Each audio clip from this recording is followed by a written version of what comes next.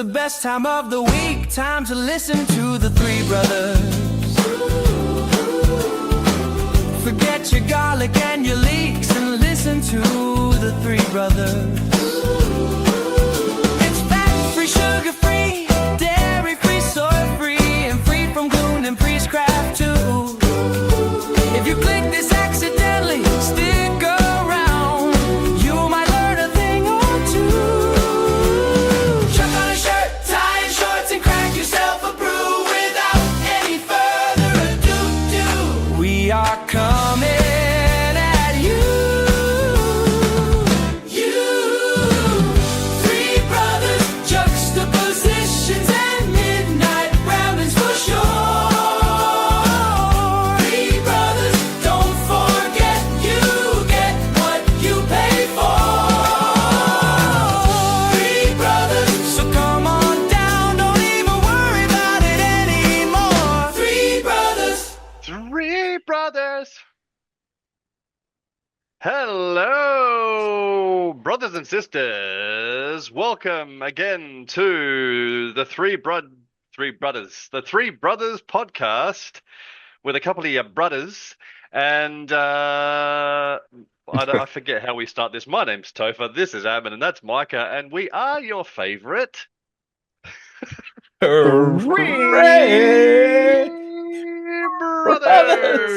Brothers. What's going on? Welcome. Thank you for coming. Thank you for joining us in our podcast. It's great to have you here. And if you accidentally clicked, stick around. You may learn a thing or two, or probably won't actually. But it's good to have you regardless of how you got here. Welcome. As always, we like to start with a follow-up. Bit of a weekly update and a follow-up. Ready? And we didn't do a theme. Well, we didn't do a theme song for this one last week, so here we go. Ready? Let me see. Follow up. Follow up. How did we do from me to you? I want to follow up. Yeah. Nailed it. That's it, folks. Okay, good. Take it to the Can we bank. clip? Can we clip that chat? No one joined in either on that one. It was real solo. No, I we were thought- just in awe. Everyone's I thought like, you were going to play something. no, because we didn't record a clip for follow up. There was no follow-up. Yeah. So that was I had to do one. There was no follow up. There was no follow up. All right. So first things first, before we jump into this, anything cool happened this week for you guys? I got a couple things to think of. Oh, that's good. I just worked too much this week. Not exciting, so I'll pass. Ammon got home from work at 8 p.m. last night, so that was cool. hmm No, you know what? I will say one thing, because the bright little light in my life at the moment spiritually is doing seminary with the kids in the morning, on top of Nice. what we do every time we get together. But this morning, the lesson plan was Hope of Israel. And so you better believe I spent that whole hour talking about how they are actually Israel. The kids making covenants with Jesus are more Israel than the current state of Israel and the current people Beautiful. living in Israel. And on top of that, because they are Israel, the covenants that they make with the Lord and what that means for them in their day, and how that's all brought about in fulfillment in their land inheritance in the New Jerusalem. And so that was a huge amount of fun. I really enjoyed it, and the whole class got into it. It was really, really great. So that was a beautiful Nice. little bright spark in my life this week. Love that. I actually love that because you know what's kind of cool is they were, what I'm noticing recently that so many people don't really realize. Everyone thinks that the Jews are Israel, because they call themselves, they're named Israel. But and even our members, I still think many of us don't have a full grasp on that situation. So what's cool is your youth, your students will probably have one of the best grasps of the definition of Israel now than a lot of members. So that's awesome. Mhm. I've got two things this week. So I'm actually curious, and I'd love to know. So people comment or comment or post it in Discord, because I'm curious if everyone does this or if this is just my stake, because we've always done this. we have ward conference coming up next Sunday, and what we do when we have ward conference coming up is on the Tuesday night of the week before. We always have a ward conference dinner. I would assume that everyone does that. I don't know. So our ward gets together for a ward dinner, right? Ward conference dinner on the Saturday night before the Sunday for ward conference. We have had a ward conference lunch after ward conference instead, but we often do a dinner. I'd love to know if you do that. And secondly, the thing I'd love to know is on the Tuesday night of the week leading up to ward conference, we go through and we find a list of less actives or people who we sometimes don't see at church and what have you, anyone we feel inspired to visit. And all the elders quorum and all the not all, but a bunch of high councilmen and the stake presidency come to our ward, and we trade off. We go in pairs and we visit at least two families or two people each, and we go out as a ward and we flood the area and we invite them to ward conference dinner, ward conference, and in this case also the Easter weekend. And we did that this last Tuesday, a couple of nights ago, and it was so good, man. Like, I was so pleasantly surprised that so many people came, because it's, sometimes people just ignore it and don't come at all. And sometimes people say, yeah, I'm going to be there, and don't come. But people said they were going to come, and people came, and it was really, really good. It was just really, really nice to see. It's kind of like I don't know, it's really reinvigorating and gives you hope a little bit as well for the ward and for the elders to see them go out and flood the area like that. And I personally went out and we visited, me and the person I went with, Dale, we went out and visited and had two really great visits with some less actives I'd never even met before. So it was really, really cool. I'd be curious to know if you guys do that or if it's just my stake. Do you guys do that? Is that something that, like, even Micah and Ammon, do you guys do that? Nope. I've done that before. Yep, not in my current ward, but yeah.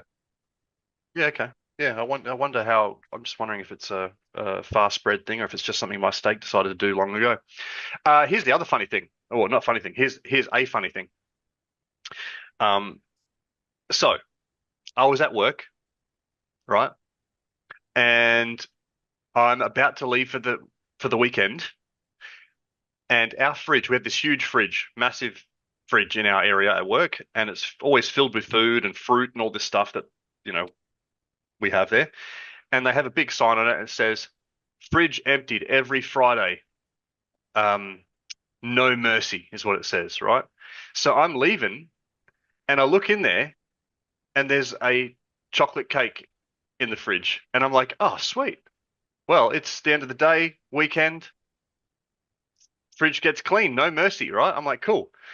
So I was like, and I wouldn't bother, but like, the fridge is going to get clean anyway. This thing's going in the bin.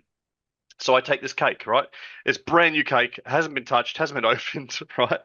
And it's we have a shop called Woolworths over here. It's a Woolworths mud cake. For anyone who knows what those are, they're like actually my favorite. They're so good. So I take this cake, right? And I go home, I take it home to my family. For people that don't know, we're talking about like a $6 cake, by the way. Yeah, $7. It's nothing expensive, crazy, but anyway, they're delicious. Just a basic mud cake, delicious from like your local supermarket, that kind of cake, right? And they sell millions of them.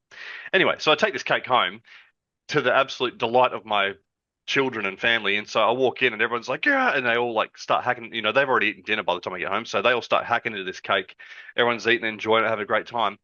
And then I'm like, oh man, whoever bought this cake, on Monday, they're going to be like, what happened to my cake, But it's fair game. It's like the fridge gets emptied, right? Then, the fridge gets emptied on Fridays, right? I go, it's Thursday. Oh no. Oh no. I just stole someone's cake. Oh no. Oh no. This happened today. This happened today, by the way. So I instantly go, oh. So I've just stolen probably what is someone's birthday cake or something for tomorrow, Friday, because I have Friday. I have every second Friday off. That's just how it works for me in my company. So to me, it's the weekend. It's Friday in my head. I'm like, it's Friday. It's the weekend. No, I just stole someone's cake. So I had to instantly quickly, and it was getting late at this point, like it's late in the evening. I had to quickly run to Woolworths. Luckily, they had a couple of mud cakes left, and luckily it was the mud, like we could buy these easily. Quickly run in there, buy it, head back to work, go in after hours, swipe in, go and put a fresh mud cake back in the fridge because I had stolen someone's probable birthday cake. Oh man. So anyway, I just wanted to share that story because that happened today, and that anyway, it's funny That's to me. hilarious. That's oh boy, yeah. So that's my week. That's about how good I'm doing. There was a pizza in the fridge I almost took too. I'm glad I didn't take that. Just emptied it all. You just emptied the whole fridge the day Just early. taking it all. Just taking it all. Oh my Oh man. gosh. Happy Look at all this birthday. free food. Look at those free Yeah. food. 'Cause Happy it does. birthday. In my defense, it does happen a fair bit. They often have whatever, not activities. They have meetings and things. There's always like sorts of food in the fridge and whatever. And on a Friday, that's going in the bin. So it's like if you want it, take it. But it's Thursday. Yep. That's hilarious. Mama, Classic. where's my cake? And my wife's like, oh, just go buy one in the morning and put it back in there. I'm like, you don't understand. These guys get to work at like 5:30 in the morning. If they walk in and their cake's not in the fridge, they're gonna be like, who stole my cake? Yeah. So it had to be done. Had to be rectified right then and there. Anyway, good times. That's good. Nothing exciting happened over here. Definitely nothing that exciting. It's the IVF week, and so it's definitely one of those. Man. I'll tell you what. Come good news or bad news, it'll be good news to have a couple months with Ashley back to her normal self. I mean, it's absolutely brutal what these drugs do. Mm. Is it do they pump her full of like estrogen and stuff? Is it to Oh, make her like really all fertile? Is that all what it is? sorts of drugs, dude. All sorts of like drugs have all sorts of side effects. Like one side effect was like one drug was it like could make you drowsy, and they had her take three of them at once, and all of them could make you drowsy, and like she like basically like passed out on the like floor. Like it was like they had her take three at once, and like and it was like so she's like I don't feel so good, and just like. And it was just like, what the heck? Like, what the frick is Wow. this? And it's like, dude, she's like, I thought I was dying there for a second. I've never felt so tired in my life. And then, like 10 minutes later, she's like, listens to Topher tell the story about the cake, and she's like, that poor kid, his She's birthday crying. cake. And you're like, Uh, what is going on? And the kids are like always just like looking at me like, what's wrong with mom? Like, this isn't normal, kids. Just calm down. It's okay. Why is she so sad about the ladybug? Kids, it's okay. It's okay. The ladybug just hit some spot, okay? It just I don't know. So yeah, it'll And be one of the side effects was a truth serum. She had to take a truth serum. Mike, I hate you. I hate you. I hate you. Yeah. Yeah. That true serum's called breakfast. So We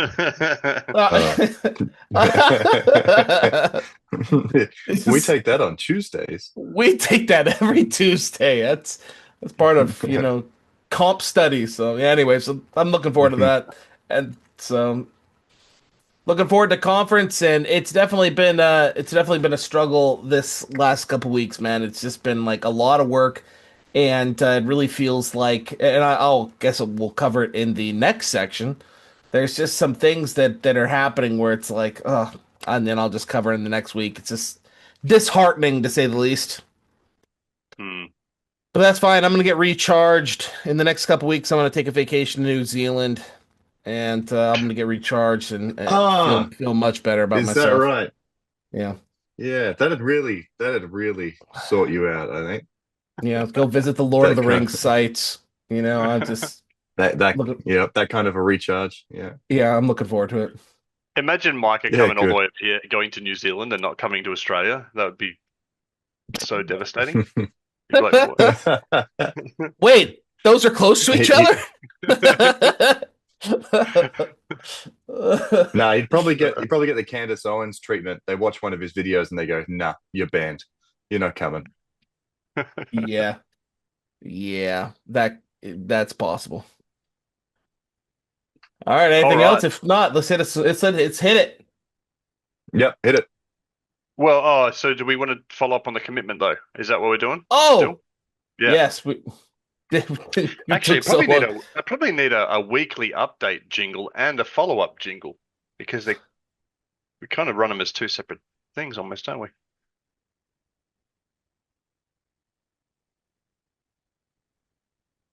There it is. There it is, folks. All Read right, it. that was the commitment.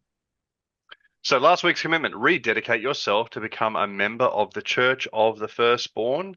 And if you recall, a member of the Church of the Firstborn is someone who's willing to walk in the light of the gospel in obedience to every commandment, right? So it's not giving up when things get hard. It's not, half,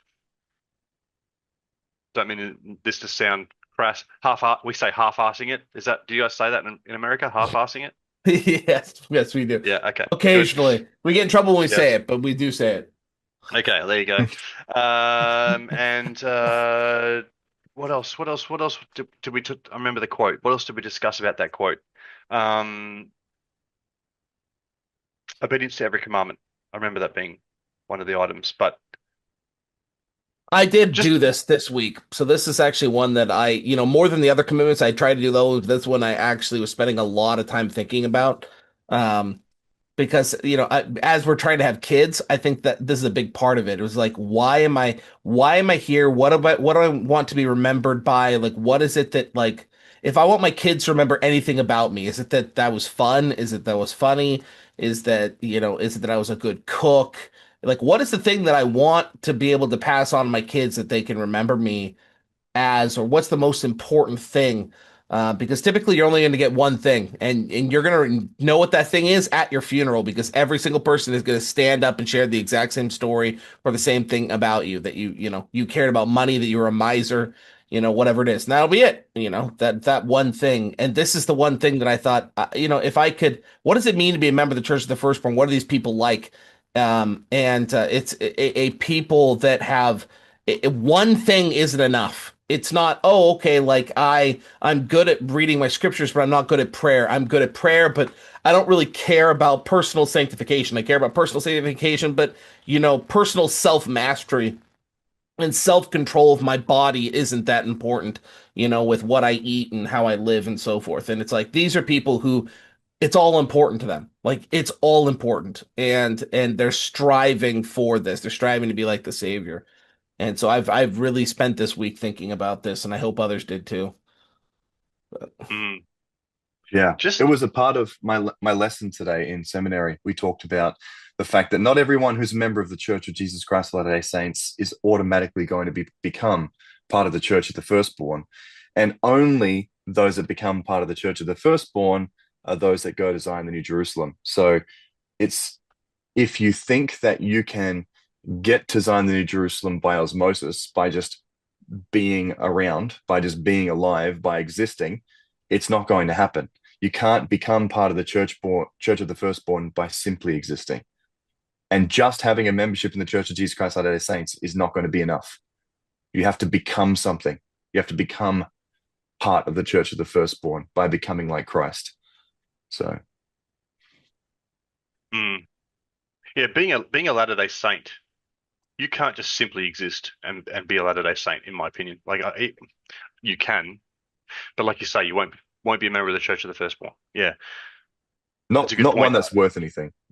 Yeah, because you can do that with anything, I suppose. But one thing that Micah said, which I really like, or it really makes me think, is what will your children or everyone remember you for? That's such a if I think about it right now, like I've got three kids, and I'm like, man, what would my kids say about me right now? And they're only 6, 3, and not even 1. What would they say about me right now? And I feel like I'm going to ask them. or get my wife to ask them or whatever because I want the truth. And it makes me wonder, like, because that matters a lot to me actually. And I think about my dad, and I think about like what now that he's getting old and ill and all sorts, it's like, what do I and not, just not well. And so we're around him when he's not well, and it's like, what do you? But if I think of him holistically as like his life, like what do I think of my dad? And then here's an example of that. I'm not sure if I mentioned this back when we did Come Follow Me or not, but our mum's dad, so our we called him Papa, our grandfather, right? He passed away. We didn't see him very often.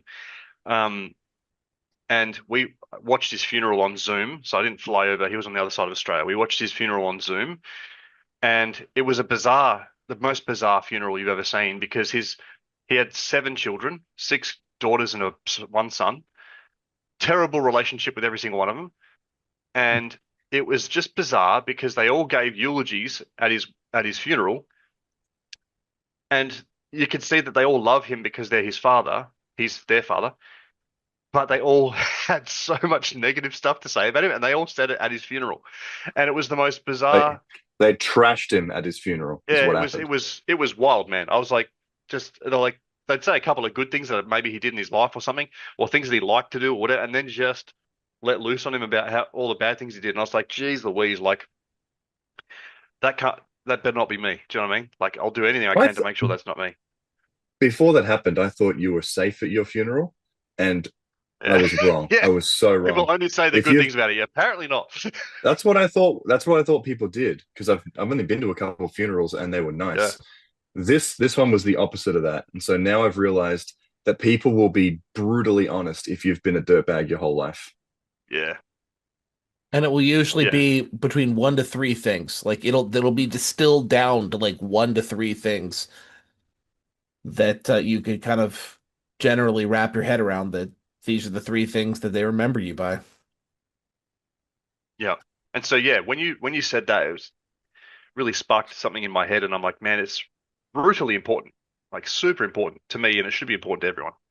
I just, what are people going to remember me for? It's like, I hope it's not something stupid or bad, And the idea of the Church of the Firstborn is exactly what Elder Bednar distilled it down to. You don't have to wait to die to find out where you're going. You're going to go with those that you're like. And the Church of the Firstborn is a group that you're like.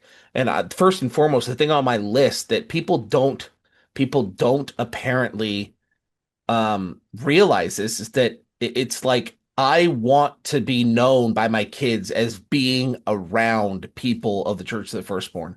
People who had this as their goal. People like my kids know that like my 3 best friends are Ammon and our 2 best friends. I'm included in it in the 3 brothers, but it's Ammon and Topher. They know that. And so like all throughout the week, they're like, what are Ammon and Topher doing? Like, how are they doing? Or are you guys doing the 3 brothers on Thursday or Wednesday this week? Like and like we have dinners here with members of the Joseph boys and friends that are in the area. And it's like, to me, like, they understand that like when I have a spare minute, I want to be around people like this.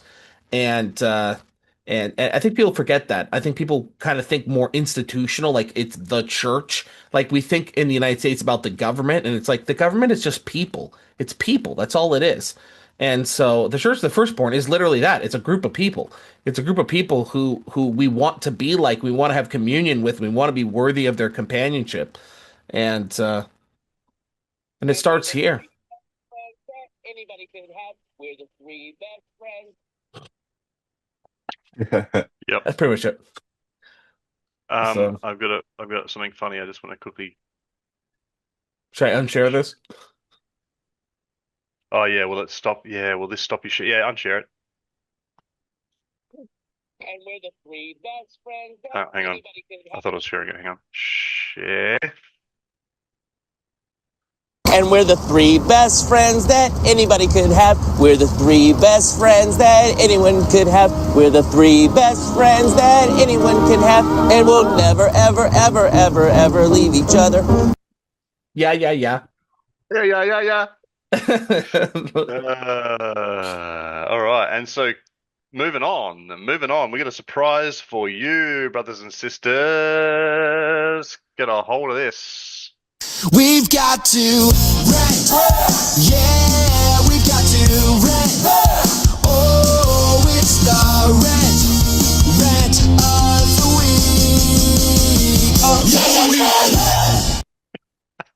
Yeah. It's the rant of the week, brothers and sisters. We turned the little musical jingles from last week into actual little segment intros. So enjoy And that. it's supposed to help me be able to get the image up and be ready and kind of have a segue. And I just sat there and listened to it until it's like almost done. Like just, and then I was like, oh wait, Just enjoyed oh it. man, I just enjoyed it. I'm supposed to be doing something here. That was supposed to help me. So, so this is part of this thing, man. This rant, this thing going on in my life where it's like I am trying so hard to be part of the Church of the Firstborn, be among these people. I'm trying so hard to sacrifice and trying to get to these things. And one of those things was there were some complaints about my pre and post conference firesides. There were some complaints about it, and so I stopped. So I stopped doing it last They didn't conference. cost enough money. Yeah. So I stopped doing it last conference because of that. And I've been thinking about like, okay, should I go back to doing it? Should I not? Yada yada yada.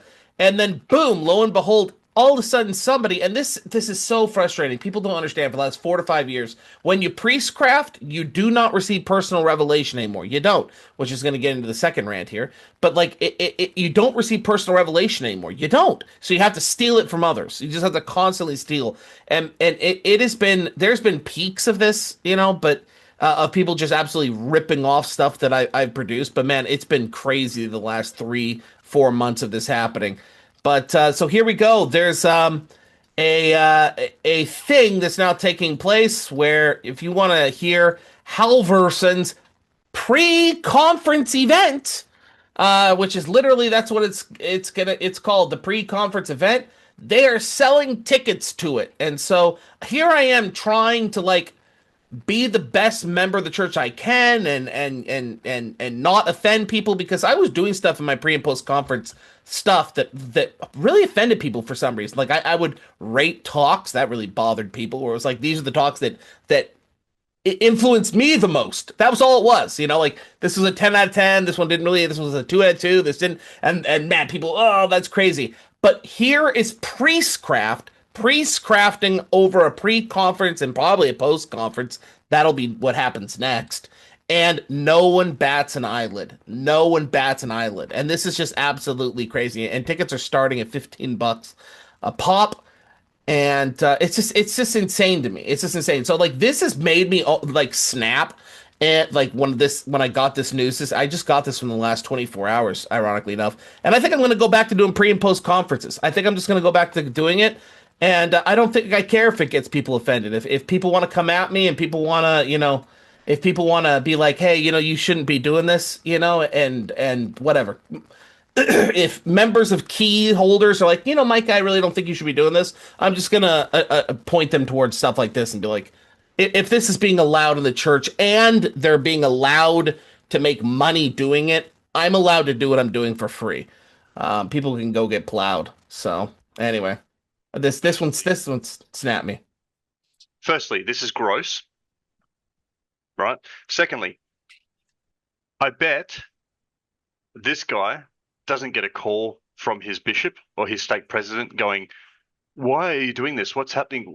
This is weird and strange, and you shouldn't be having these sorts of things, because of how official, like it's so official, you know what I mean? Like it's this official looking.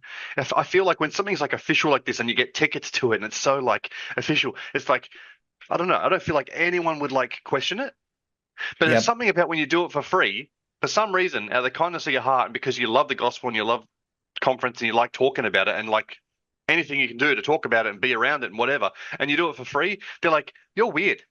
You're weird. What are you talking Yep. about conference for? What are you doing? This guy can sell it, make money off it. Get your tickets now, people. Like, what the heck, man? Seriously, like, so, yeah, it's gross, man. It's gross. And you won't Gross hear is the word. nothing Yeah. about it. No one will say nothing about it. Yeah. Once again, what's the difference between this dude literally selling a gospel related discussion session versus somebody asking for money to pass them the sacrament? Hmm. Just put the challenge Wait. out there. Have someone try and explain to me the difference. And if you can't explain the difference, then get as upset about what he's doing as somebody who is charging money for the sacrament. Because that's how this makes me feel. Or what's the difference between this and just the pastor up the street getting paid money? Like, what's the difference? And if you want to, yeah, because if you want to say, oh, keys, this guy doesn't have any keys. And if you want to say, oh, well, he's preaching the truth. So you're telling me that pastor of the street isn't teaching anything true? You're telling me that there's not. What if the only thing that pastor up the street was preaching was Jesus is the Savior? What if that was all he was preaching? What's the difference? What is the difference? There is none. But you know, it's wild, right? Ward Radio, to call them right out, we got them in the photo here. They take Venmo payments during their podcasts. They're like, I think they call them super chats or whatever. And if you want to like have your comment appear in the thing, Venmo us money right now. Like, it's like, again, the word is gross. I mean, Yeah. So anyway, this might have broken me. That might have broken me, folks. We might be going back to pre and post conferences and just saying, you know what, screw it. Let's do this thing live. That might be what we're doing. And in line with this first one, is this. Something crazy happened with this. So we had this. It screwed up the image here. That's not what it looks like here. But we had Jackson Wayne from the Stick of Joseph join Discord, and he says, yes, I'm a member. I'm in Garden 3rd Ward. And he said, I like your energy and passion for the gospel. And we said, oh, cool. Like, you know, glad to have you. And then he's gone. So he's already gone. Didn't say anything. Didn't say a word. And I would be willing to bet you, if I was a gambling man, which I'm not because that's against the gospel, I'd be willing to bet you a lot that this individual, just like I've said with every single one of these other priest crafters, can't produce anything. They only steal. That's all they do. And so my bet is that they have no content other than just having people on their show to talk to them. That's all they do. That's 100% what they do. They don't care how small the person is, how big. There's some weird, like, esoteric stuff that they have on their podcasts that are really weird. You know, all the time, but yet they bailed quick on us, and I'd be willing to bet you that they found out about our stance on priestcraft and that I wouldn't show up if the podcast was not monetized, and they said, see you later.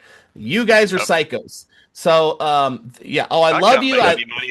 Yeah. There you go. I love your passion for the gospel. Oh, you're doing it for free? Oh, you believe strongly about that? Peace out. Jesus loves you because Jesus is okay with me getting hundreds of thousands of dollars doing this, and into the sunset they go. So a good example of what you just said there is a certain PPP, a certain preacher who, for some reason, and again, I haven't watched his videos in forever, but he started allowing some whack, really fringe and actual anti people on his show or whatever to talk to them or whatever, and then started really going down that route, really just having a lot of them on there for some reason, and then his views were tainted, like actually tainted by these people as well, and then his views are like whack. Again, I can't give you a current status update on the guy, but spirit healing into it, women healing in the priesthood into it, anti-plural marriage and disdain for Brigham Young into it. So yeah, no, it was 100% affected by all of it. Yeah. Or they had it the whole time, and this just gave him the courage to come out openly with it. That's it's one or the possible other. Too. Mm-hmm. Yeah. So anyway, Jackson Wayne, if you're still around, hey, we'd love to have you in Discord and talk to you about the gospel. And hey, it's free.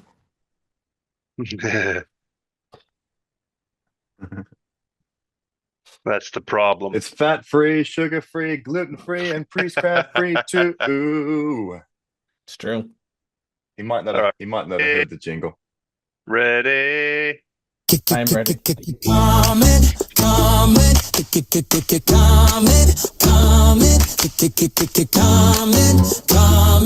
of the week. Yay!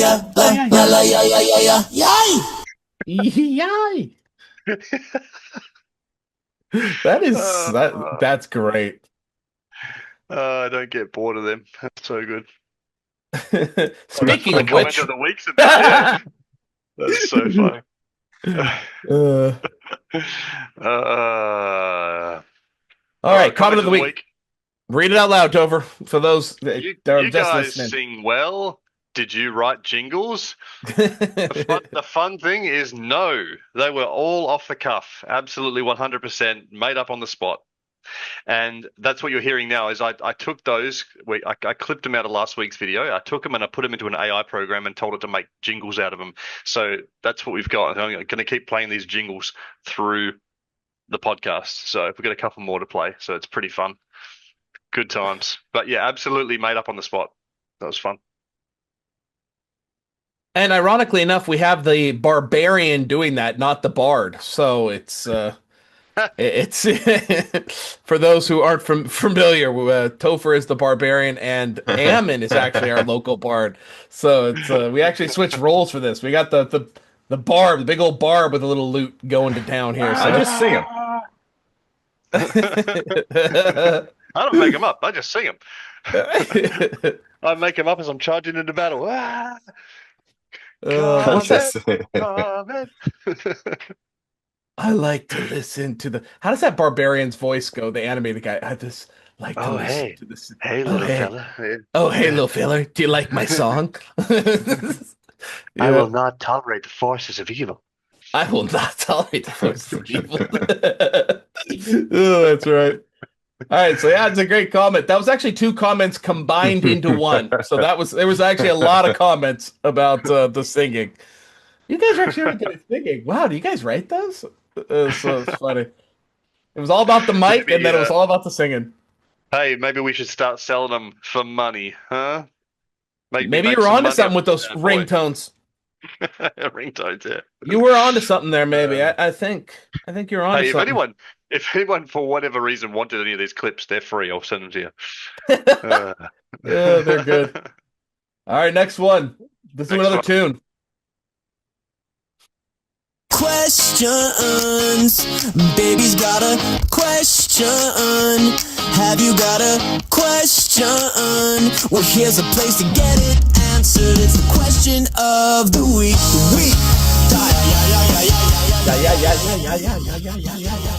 By the way, that kept going on for another 30 seconds, but I had to like, yeah. Uh, that's Let's so go. good. All right, so we'll read this one for us for those who can't see. Who's reading it? Sorry, me? You got it. Yeah, read it for those who can't see. Okay. So this week's question.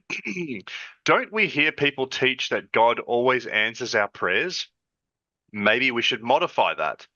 Mosiah 11:25, and except they repent in sackcloth and ashes and cry mightily to the Lord their God, I will not hear their prayers, neither will I deliver them out of their afflictions. And thus saith the Lord, and thus hath he commanded me.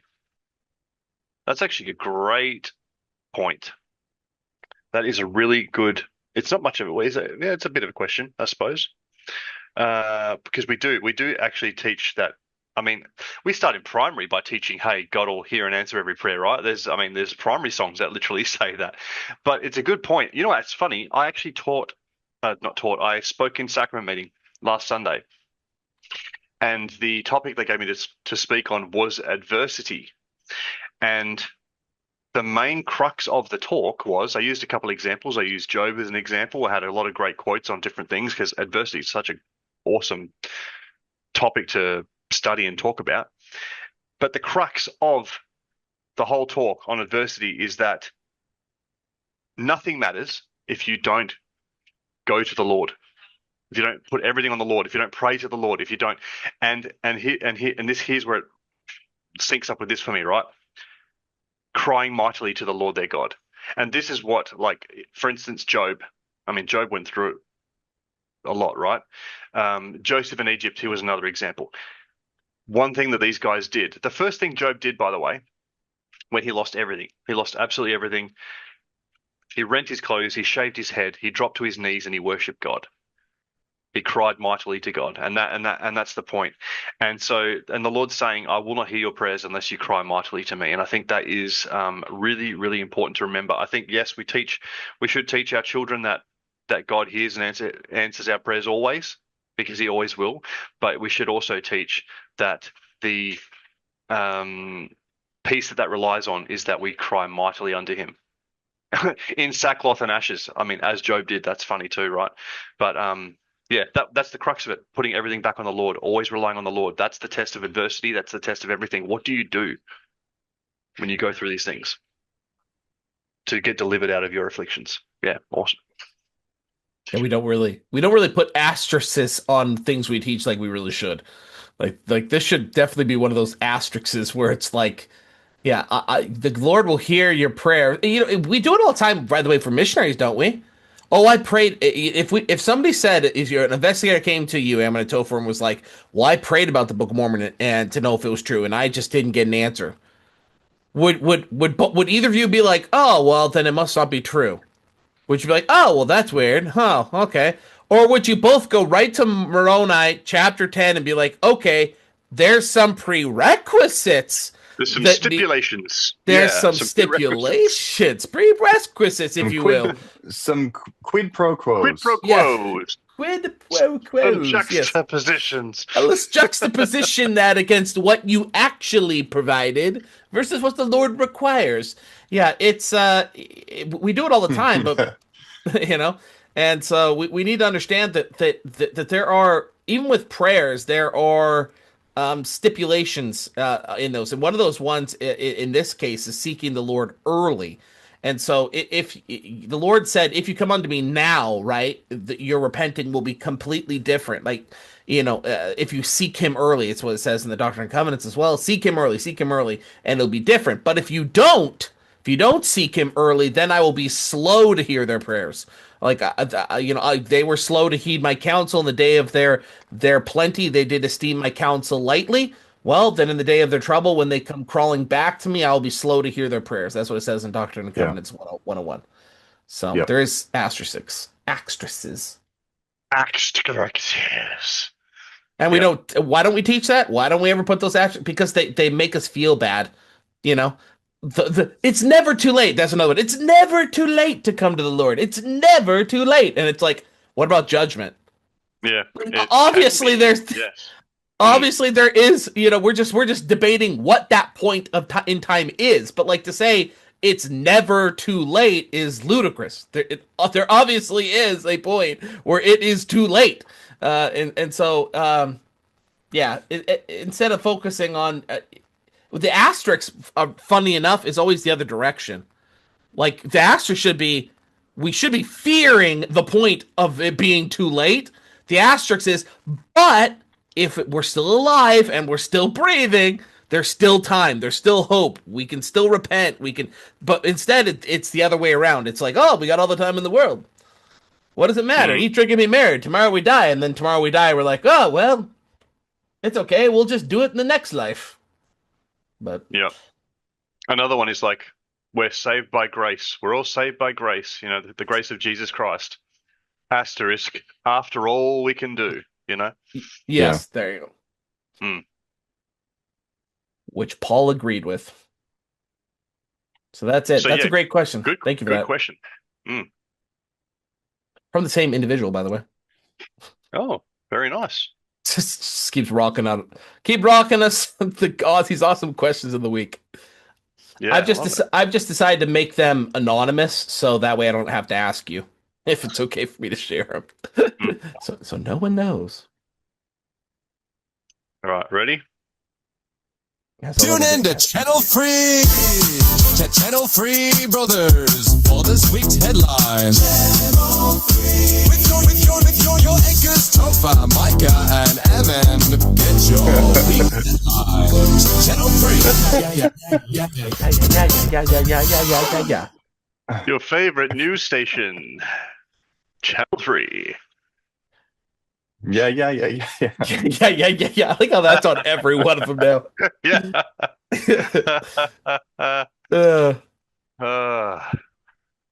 All right, Ammon, let's read through these. Okay, this reeks headlines. Number one, Trump begs countries to join war, gets worldwide nope. Trump desperately begs allies to join the fun in Iran, but the global response was a unanimous nah. Or in the Aussie term, Yeah, nah. yeah, nah. I knew that was coming. Yeah. Oh, Yeah, nah. yeah, yeah, Yeah, nah. yeah. Nah. Yeah. Everyone here has seems to have the same position, which is, hang on a second, why are we doing this? Yeah, why And are we doing then this again? beyond the why, it's okay, maybe you've decided that it was worth doing, but why would we join in? What's the connection to us joining in? Is America under threat? Are our allies under threat here? No. Okay. You needed to do something. You have a special operation here. Fine. We can stand back and support you doing your special operation. But why do we get involved? And I think the more time that goes past, I think the more that the administration that launched Epic Fury are going to be more and more upset about the allies not joining in. And it's going to be very, very interesting because we've seen how he throws around economic punishment in the form of tariffs over anything, and he'll chop and change his mind every couple of hours over that type of thing. So I just hope we skip a little bit of the economic pain over not jumping into an absolutely pointless war here. Yeah, amen to that. Yeah, I think that this user said it best here. He said, for the record, the President of the United States is now simultaneously claiming that he has won the war, is currently winning the war, needs help to win the war, and needs no help to win the war. All to destroy the nuclear program he claims to have already destroyed last year. I think that pretty much sums it up best. And at this point in time, it's like with all things, like with priestcraft, like with this. At this point in time, it's now insulting my intelligence. It people can have political viewpoints. People can even have really bad doctrinal viewpoints. At some point in time, like this is just an insult to anybody of common intelligence and above. Like just um, this is not good. This is just not acceptable behavior. Um, I think yeah, he's making decisions with his tiny hat rather than yeah, his.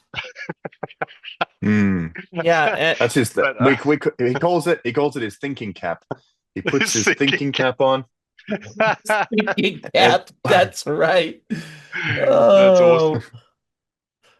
oh, it's But yeah, terrible. he's a classic. He's a classic example of like, I'm taking my bat, and my ball, and I'm going home. You know, like if you don't like, he's your best mate, and then if you don't, oh look, my picture's back somehow. If you don't play ball, he's like, that's it. I'm going home. Taking my bat, my never liked ball, you and I'm anyway. And never, going home. you Screw were you, never my Kev. friend. Yeah, you were Thomas never Mackey, good anyway. You were he's a never good at it. traitor. You were never good at playing ball. Why'd you want me on your team? Hmm. So yeah, this is not good, and it's just like the reason why you guys should get involved in this is because oil prices are skyrocketing, and it's like that's because of you.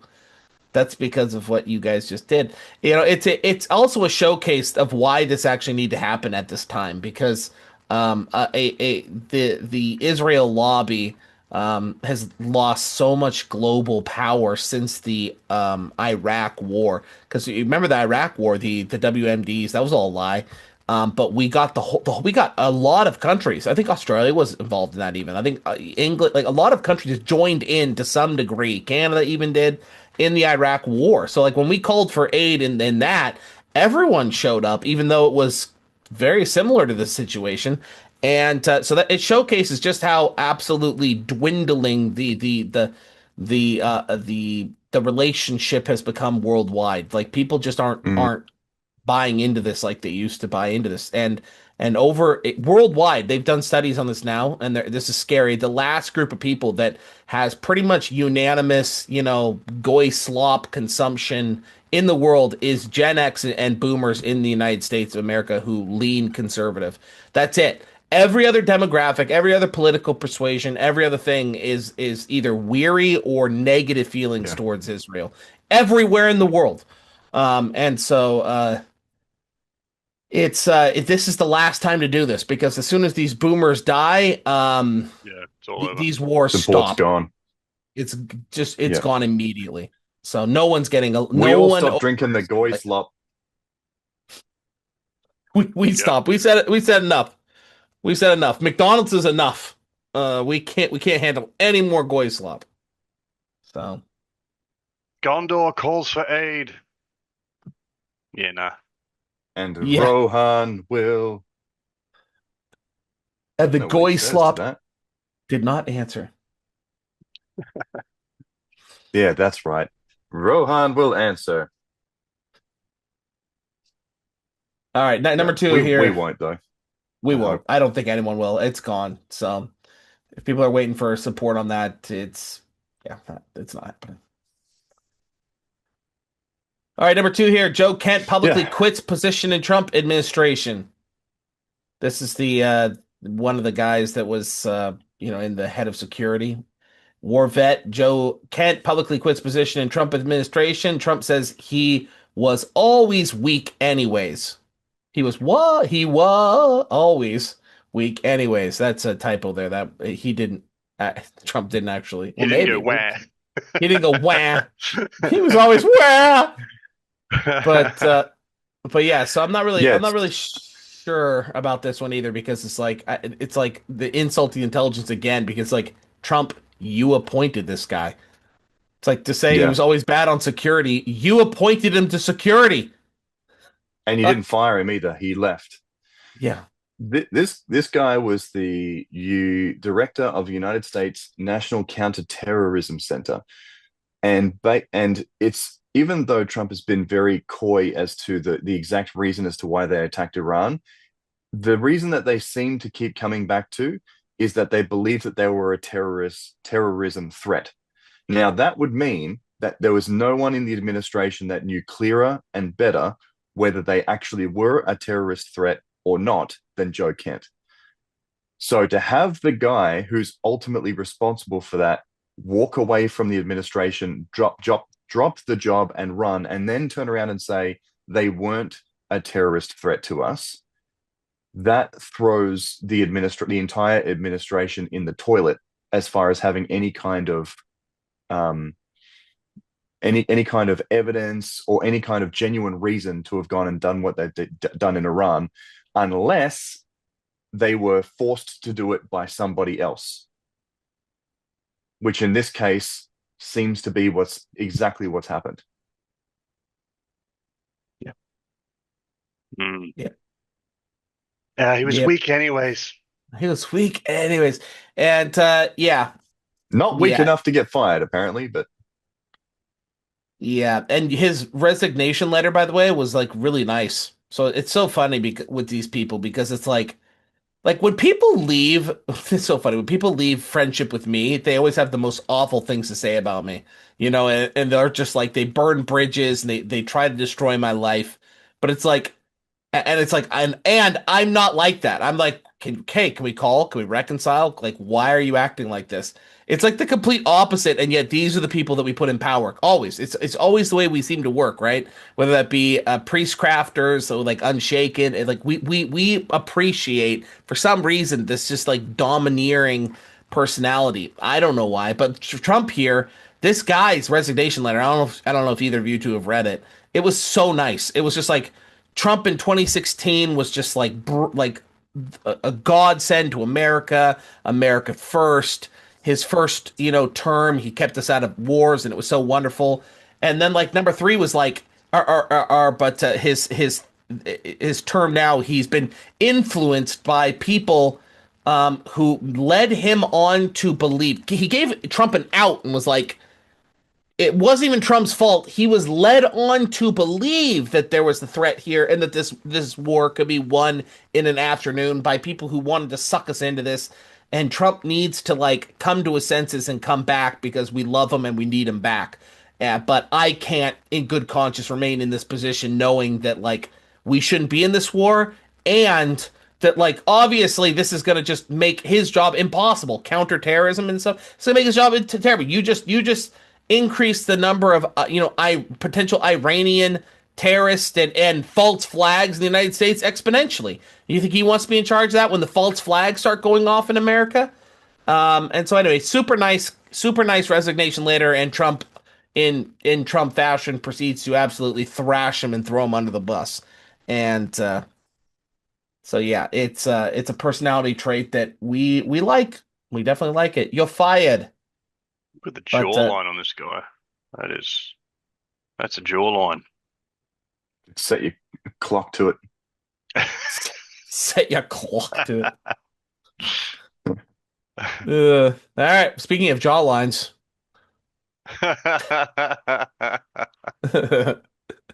I gave this is one of the few Number ones three. I gave them warning of.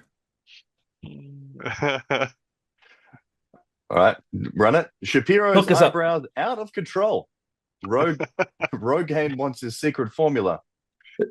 So Ben Shapiro's eyebrows defy nature as they continue to grow unchecked. Eyebrow envy has Rogaine drooling. Stocks in Rogaine going through the roof. Oh my gosh. It was just funny, man. The timing of it is so perfect. There's no smaller man on earth at the moment with a worse take on literally everything than Ben Shapiro. And then to see him randomly pop up with ridiculously massive eyebrows is just amazing. Yeah, it's so weird. Such It's a just random. I guess Goyam's children's blood must be good for hair growth. Yeah, William's well, gonna go. yeah. People, man, I've seen some funny takes on how his eyebrows are like Pinocchio's nose. And the more he lies, the bigger they grow. they just like, as he just kind of gets more and more excited about Israel and Goy slop, his eyebrows just keep growing. It just pretty soon just gonna take over his entire head. Mhm. And no one, absolutely no one, was better friends with Charlie Kirk than me. Yeah. Charlie Kirk never had a second thought about Israel. Yeah. Yeah. Oh my goodness. Start going Everybody over who's his eyes. attacking, everyone who's Candace attacking. Owens should not be saying all those things about Erica Kirk. Yeah, she was definitely not his handler. So, yeah. That's Epstein was not Mossad. yeah, yeah. I want to see some AI videos of that. Like that's gonna be hilarious. His eyebrows just Another good Benny one was Mossad hasn't been operating in the United States since the 1980s. yeah. What are you talking about? yeah. It's just great. Anyway, next one, moving on. All right, number 4. Trump orders first Epstein files arrest. Is this true? No. Trump makes first daring arrest.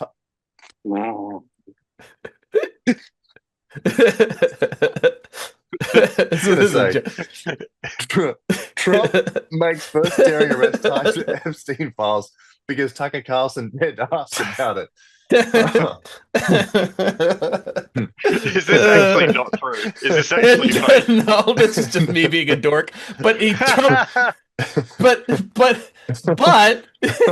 but Tucker Carlson has actually now been like, I've been threatened by the CIA and the FBI, and I might be arrested. So like this is real. So Tucker Carlson might actually be arrested. So the first big name that Trump is gonna arrest in his presidency, the first, upper echelon's name that we can all recognize that he's gonna arrest is Tucker Carlson.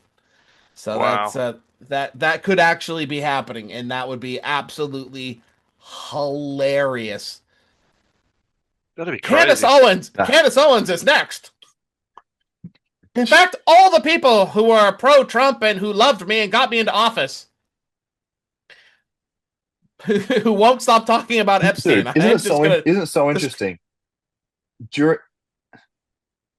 during the Biden administration, I was so sick to my stomach constantly of the way that they were trying to put away their political opposition. You know, they're constantly trying to throw away their political opposition and threatening, using lawfare to do it, and it's disgusting to me.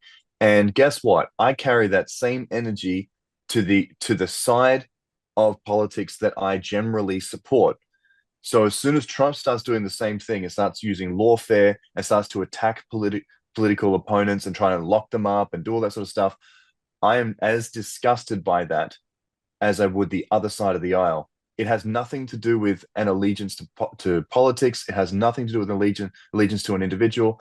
I don't have any of that. I just want to see the right thing happen. And when I start seeing someone who I would have voted for do it, it's disgusting. And I wish I could take that thought and opinion back. And I condemn it the same way would condemn a political party I don't support in doing it. It's horrific. Yeah, amen. Yeah, so Tucker Carlson, if he gets arrested and he's the first big name, like this will be, man, this like at this point in time, Trump's second presidency will go down as a joke. Like it is just it's too funny to be true. Like there's just no way that this happened. His biggest support. Like who's next? Joe Rogan? Like he's just gonna go after all the independent Yeah. journalists. They got him in there, you know. But yeah. So anyway, what they're saying is that they're trying to get him on the same things that they got Julian Assange on, which by the way, Assange, Julian, what's his last name? Julian Yeah, Assange. Yeah. Assange. Assange. But Assange. who, by the way, also, you know, people don't, I guess, remember this with the whole Julian thing. A lot of the stuff that he leaked had to do with them Mossads as well.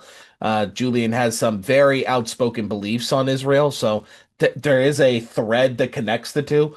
But they're trying to get Tucker on the basically the same thing. So basically, Tucker went over there, got information that he may or may not have released.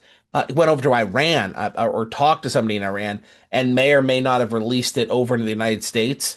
That could have caused problems. And it wasn't that what he had was wrong. It was that it was in danger to national security. And this isn't the first time Tucker has gotten in trouble with this. Tucker talked to somebody about the JFK assassination files who had read all of them. And Tucker then went on air and mentioned some of the things that guy had told him, including the fact that it implicated the CIA. So that one of the big reasons why they don't want to release it is because it in some large way implicates the CIA itself. And Tucker Carlson had a phone call by the CIA director, Mike Pompeo, who threatened Tucker Carlson and said, "You need to tell me who this was that told you this." And saying what you did, I could charge you with federal crime because you're releasing information that's a danger to the public. And Tucker said, and Tucker was like, "Are you telling me that the CIA literally being involved in killing a U.S. president isn't a problem, but me telling America this is a problem?" And so they actually backed off. They didn't actually go through it. But so this isn't the first time this has happened for poor old Tucker here. But so basically, if you release information that they believe it's truthful, but you believe it's a problem, it's in danger to stuff, you can get arrested. By the way, two lines of the same thread, right? Priestcraft and secret combinations, the same thread. It's not that it's untrue. It's that you shouldn't be sharing it because it hurts the institution. And when the institution starts to act like that, where it's like, why are we doing this over here, guys? This is a problem. They're like, you just hate the prophet. You just hate the church. You can't say this or we're going to excommunicate you. We've entered a priestcraft and a secret combination, unrighteous dominion, amen to the priest of that man, whoever it is, sort of situation. It's like, and that priestcraft and secret combinations are always hand in hand. And so, because what better way to control the people than with the moral wing of religion, right? And so, same idea. If you release the truth, and that hurts us, the institution, CIA, then you're the enemy of all of America, and you must hate America. And it's like, no, I just kind of like the truth. So anyway, that's what's happening with Tucker, and he could get arrested over it. So all of you, losers that wanted to see child predators get arrested, no, no. Man, I've always got Yeah. mad respect for people who are willing to come out with information even to their own detriment. I mean, you got to respect it. Yeah. So he could Here's vote. a Yeah. crazy fun Trump news Trump headline. absolutely lost me. Oh, go. No, you go. It's on the same subject. You go. Oh, just quickly, I was just going to say Trump absolutely lost me the second he got reelected and then completely reneged on his commitment to prosecute through the Epstein files. And then the way that he treated his participation in the files, Yes. like just denied it and he was clean and he's this and that by redacting literally millions of documents, several of which has his name squarely on them. And I don't know if he did anything or not, but the way that he has tried to protect himself from all of that has disgusted me. If he had nothing to hide, he shouldn't be hiding it. It's simple as that. Sorry, carry Yeah. on. I was going to say, a little fun headline to talk about is Bibi Netanyahu dead? Oh, that's another one. Yeah. Yeah, he's gone. It's I don't know if everyone's keeping up, but Yeah, it's I wild. think, at the end of the day, I think it was started by people as a joke, to force him to come forward the same way that they're almost bringing out the leaders of Iran and then killing them. It's almost a way that people are sort of egging him to come out in the open. So they can whack him. And also so they can whack him. And then the other thing was they kept saying, "Oh, Khamenei is from Iran. The Ayatollah Khamenei is dead," and there was never any proof shown of it. And they're like, "No, he's probably not dead. No, he's this, he's that." And I think they just wanted. It's almost like a way to sort of tease the other side with the exact same thing, like just spreading false rumors about him being dead when he isn't. And then Bibi has no choice but to be like, "No, I'm alive. I'm here." And I think that's just actually a hilarious joke. do actually So, love that I love that he's being forced to like come out and show, like, look at me, I'm getting a I'm coffee, hey. I'm alive, like I'm alive. And then there's all these weird Yeah, things about yeah, the video. yeah. They look weird, and you're like, and there's little weird, and you're like, is this? And then he has to keep coming out making new ones. No, I'm like alive. It's like, it's just so funny that he has to bow to that pressure. It's classic. Same thing Yeah, happened with yeah. Putin. Putin, by the way, if people forgot, but the same exact same thing happened with Putin. Everyone was convinced Putin was dead Mm. for like 3 weeks to a month because he vanished, and I think it's just standard procedure in these sort of countries whenever you go into any kind of war situation that you disappear. Like, I think it's just all right, go into your bunker for a month and don't let anyone see you, Putin. I think that's a standard. Mhm. I think it's standard procedure. I think the Mossad had him so far buried. I think they had him buried under probably 6 million tons of dirt somewhere. And Yeah. I don't think that and cement. 6 million tons of cement, 6 million tons of gravel, and 6 million tons of dirt. They had him in the bunker like that. That's what I'm thinking. All right, last one here.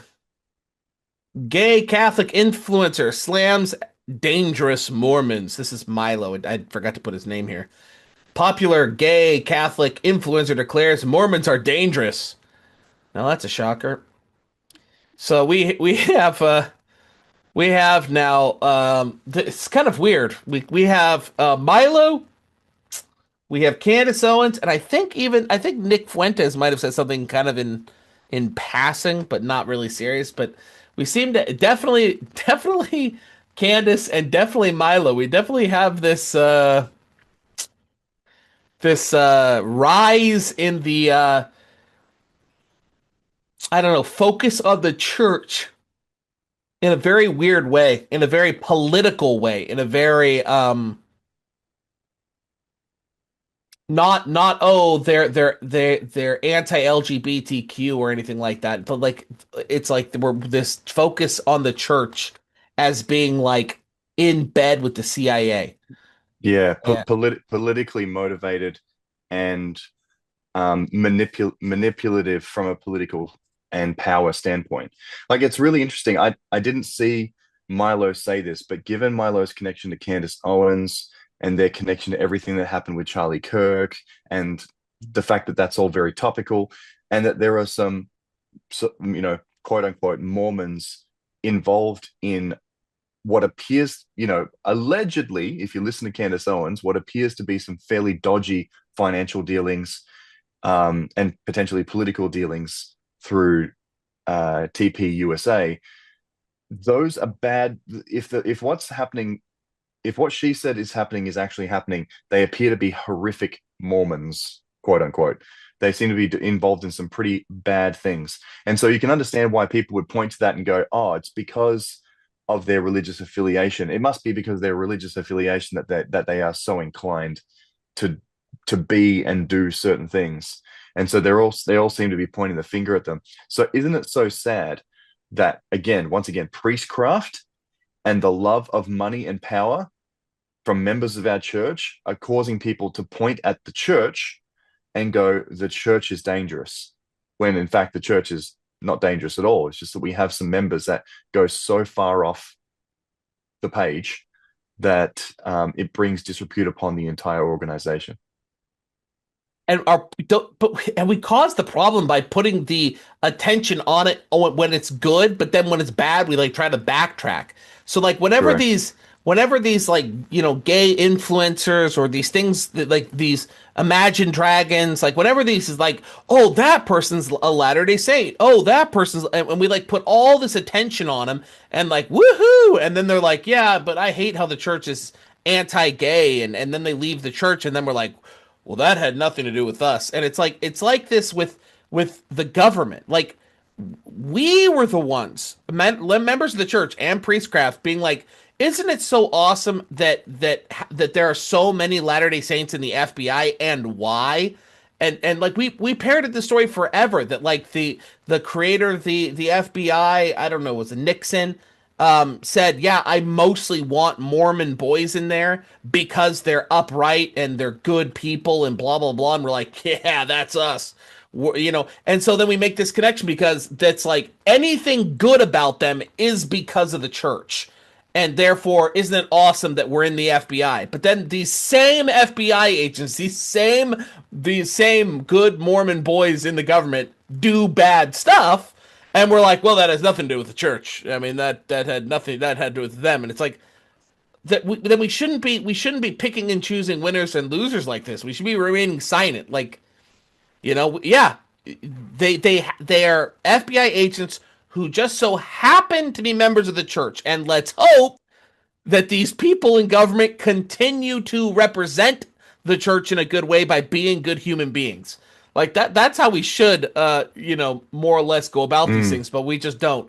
We're so desperate for some Latter-day Saint to have some fame that we just fall over ourselves to be like, oh, this person, a Latter-day Saint, isn't that so awesome? And then before we can even like build them up, they're like, I'm out of the church. It's like, well, and I hate the church, and all of you are the worst. Yes. Yeah, remember, what was his name? Was it David Archuleta? Something like that? He was like Yep. a singer, David like Archuleta. an Australian American Idol or whatever. Everyone loved him. He was a Mormon. I don't know if he was a returned missionary or whatever, but everyone loved him. He was a Mormon kid and whatever. And then there you go. And then he comes out as gay, and everyone's like, dropped him like a hot potato. Like, Sack of taters. Yeah, sack of taters. Yeah. Well, you say everyone. The truth is, a lot of people went with him.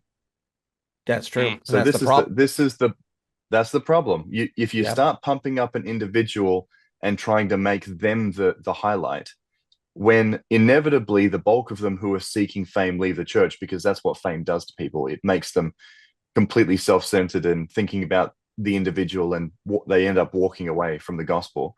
Yep.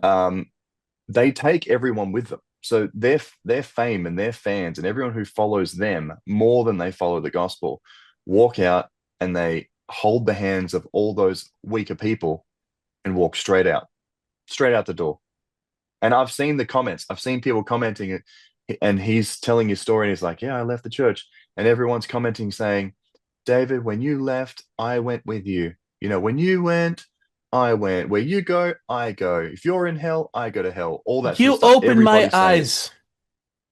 Mhm. I didn't Yeah. realize. I didn't quite realize until I read your book or whatever it is, you know. And you put that spotlight on it, and now I see.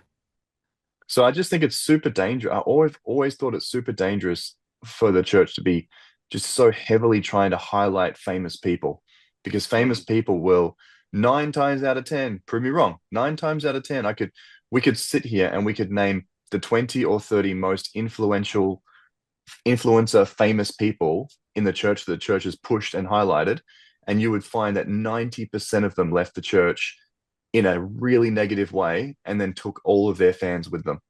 Yep. Not even like one or two, not like 10% or 20%. We're talking like 90 to 95% of them. That's why it's so important how you choose and who you choose as your idols, and why it should be the prophet of God. And why we should be careful as a church, honestly, or constantly trying to push famous people. Mm. But Should just be. remember, Yeah. the Should be Mormons are fabulous. kill me. We're still fabulous. Even without David, we're still so fabulous. Spiritual. There. Come on, let's get spiritual. Let's talk spiritual. Let me get you spiritual. Let me get you spiritual. Spiritual. Pump it down. Give me your spiritual. Yeah. Yeah. All right, Gorgeous. is this me? The old spirituale. Okay, spiritual. Let's get spiritual. Spiritual thought this week from our beloved prophet Joseph Smith Jr. Says President Joseph Smith, if you can see the image, President Joseph Smith read the 14th chapter of Ezekiel, said the Lord had declared by the prophet that the people should each one stand for himself and depend on no man or men in the state of corruption of the Jewish church, that righteous persons could only deliver their own souls, applied it to the present state of the Church of Jesus Christ of Latter-day Saints, and said, if the people departed from the Lord, they must fall, that they were depending on the prophet, hence were darkened in their minds, in consequence of neglecting the duties devolving upon themselves, envious towards the innocent, while they afflict the virtuous with their shafts of envy. Absolute banger of a quote. The thing that I always come back to when I hear this quote is that the people have become darkened in their minds because they're sitting around waiting for the prophet to tell them what to do. There it is. And that's something, that's something that's really that I ponder on regularly, and I think to myself, don't we often say that? Don't members of our church often say that and act like that? Well, if it's not taught at General Conference, I'm not doing it. If it's not taught at General Conference, it's not important. Blah, blah, blah, blah, blah. It's always a very similar sort of commentary from our members. And I think the reason they do it is selfish. They want to have to be told to do something in order to act. And so they try and justify not acting by saying, if I haven't specifically been commanded to do something, then I don't do anything. Therefore, I'm righteous in my my omission. Inaction. If I don't act, I'm still righteous. Yeah, inaction, inactivity. I'm righteous in my inactivity because I haven't yet been commanded. But the truth of it is that we've been taught righteous principles, we've been given commandments, and we've been told to not be slothful and to act without being compelled to act. That is quite literally the doctrine, and it's exactly what Joseph Smith is backing up here. So I think to myself sometimes, what are the things that I can be doing that of my own accord and act rather than be acted upon, and act rather than being told what to do, in order to become more like Jesus Christ and be righteous. So it's very, very good. Very, very, very good. Yeah, It this makes me goes. think of. Oh, sorry, you go. This is it goes directly back to the clingers versus the holders. This is the idea of like, are we supposed to, well, we don't want to be clingers. That means don't read the word of God. No, that's not what it means. It means we don't cling to these things. We hold fast to these things. There's a difference in the terminology and what that means. And so the idea is that we always follow the prophet. We hold to the rod, but it is a becoming of a part of becoming, not an act of clinging. It's this we don't depend on the prophet. I'm not sitting here going, I really hope the prophet comes out and talks about doing X, Y, and Z so that therefore I can do that over the next 6 months. Like I'm not waiting on him to tell me to do good things, right? I'm hoping that will be the prophet and tell us to do things that are important and pertinent and maybe that we're overlooking. But I'm not waiting on him to do this. Brigham Young said that it got so bad in his time that people were watching him and they weren't planting their potatoes until he planted his potatoes. They weren't planting their corn until he planted his corn. And he was like, guys, follow me when I'm acting as the prophet I'm speaking, but don't depend on me for everything. I'm doing some of these things as best I can, like planting my potatoes. Like you're on your own. Like figure out your own potatoes, and figure these things out yourself. And I feel like we've really gotten to that point in time where it's like, oh, I can't wait for General Conference because the prophet's going to tell me how to live my life and everything I'm supposed to do over the next 6 months. And it's like, well, then you're darkened in your mind. Then you're getting absolutely nothing on your own. So yeah, we follow the prophet. We've always, till the day I die, and I believe that with Ammon and Topher as well. We will always be extremely strong, follow the prophet people. I've seen the fruits of that. I've seen the beautiful fruits of that. But I've also seen the horrible negative fruits from people who just depend on the prophet to do all the thinking for them. And so you got to be anxiously engaged, on your own, right? We help the missionaries. And here's another example. Help the missionaries when they want you to go teaching with them. But that doesn't mean you depend on them to do everything. You got to open your own mouth too, right? Like it's the same kind of concept where it's like, I'm not saying don't go off teaching with the missionaries, but I'm saying that we need to talk to our friends and family about the gospel as well, right? And there's a huge difference between those two. This commitment actually is a really good summary of that whole quote. Follow the prophet, of course, goes without saying, right? Always follow the prophet, but don't depend on him. Who should we depend on? We should be depending on the Savior Jesus Christ. We should be depending on the Holy Ghost, and follow the prophet, but be anxiously engaged without being told what to do. Be anxiously engaged in trying to become more like the Savior. If we go back to the follow-up from the start of this podcast on becoming the Church of the Firstborn, being anxiously engaged it aligns with the same thing. Being anxiously engaged in following every commandment, doing everything correctly. Not standing still, not waiting for. Did Ammon just disappear? Oh no, there he is. And yeah, so it's on us. It's not on the prophet to tell us what to do. It's on us. And it makes me think of the well-worn quote we use all the time from President Nelson. May he rest in peace. In coming days, it will not be possible to survive spiritually without the guiding, directing, comforting, and constant influence of the Holy Ghost. Meaning, don't depend on the prophet. We may not always have access to the prophet. We don't know what's going to happen. But if we follow everything he says, but we can't depend on him because we may not always be able to. But who can we depend on? Always the Savior, the Holy Ghost, the Godhead, right? And so we should be continuously and anxiously engaged in striving to be more like the Savior, keeping his commandments, doing all the things that we know we need to do without being told. Yeah. It's a great summary commitment.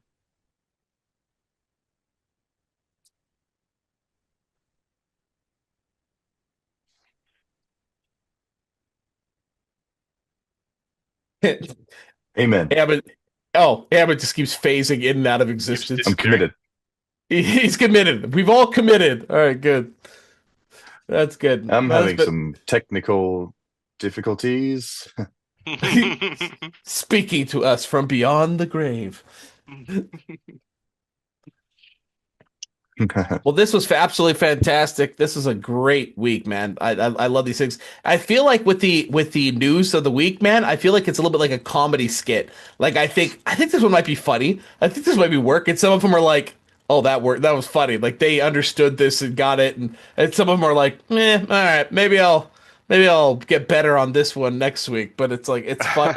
I love doing these because it's always like I can kind of have a guess. Because see, if you don't know, my brothers here, they for the most part, this is the first time they see some of these things, so they'll see them, and I get to see their live reactions, and so it's like I kind of have a guess. I have to guess and be like, I think that they're gonna really think this one's funny. Let's go. That Epstein Files one had me because I had no idea whether it was a joke, And I don't, like real I news. don't follow a lot of joke. news. Yeah, yeah. So it's actually hilarious, and it's actually fun to go through it like live, like first time. It's awesome. Well, who's closing us out? Is it? I It's think Mike- Ammon. Well, I think. Oh, you want me Mike- to? That's it. I mean, Ammon can do it, but yeah, whatever. Well, That's it. It's always yeah. That wraps whatever. us up for another week. Thanks for joining us, brothers and sisters. I'm going to do this with my hands held high for your favorite